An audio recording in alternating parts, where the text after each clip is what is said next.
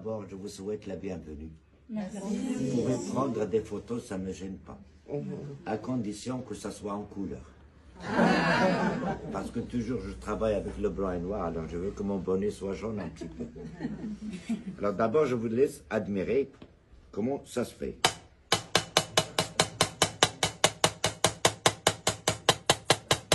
Parce que là, c'est une spécialité qui se fait seulement à Meknès, il n'y a pas ailleurs. Et c'est ça ce qu'on appelle la damasquinerie. C'est du fer forgé, incrusté en fil d'argent. Toute la déco que vous voyez là-dessus, c'est avec le fil d'argent. Mais comment on arrive à faire une pièce noire comme ça, toute lisse là? Pour y toucher, s'il vous plaît, c'est lisse. De loin, pour vous dire que c'est de la peinture. Oui. Mais en réalité, non. C'est pour ça que je ne laisse pas les Chinois prendre des photos.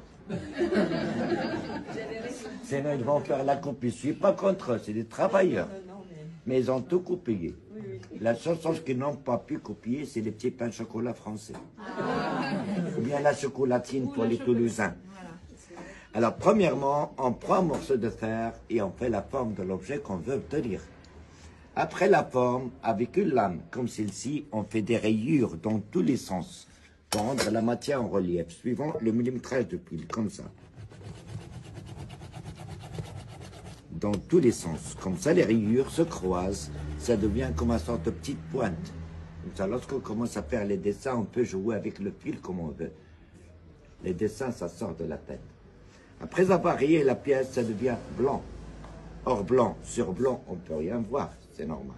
C'est pour ça que je le mets au feu, pour obtenir la couleur bleue. Comme vous dites chez vous, le bleuir. La couleur bleue, ça nous donne le contraste de voir. Et tous les dessins sont faits avec un seul fil d'argent. Et calé de ce petit marteau, on essaie de placer le motif à l'inspiration. Et le chargement, ça se fait un fil à côté de l'autre. Ce qui demande la vision et la précision. Heureusement que les carottes sont pas chères au Maroc. On y mange beaucoup. Et lorsque c'est fini chargé, ça passe une deuxième fois au feu. Comme ça, l'argent s'append, ça rentre de plus en plus à l'intérieur des rayures et on fait le polissage. Lorsque c'est poli, les rayures se referment, l'argent, ça s'aplatit, ça pénètre définitivement dans le fer et ça devient lisse et blanc.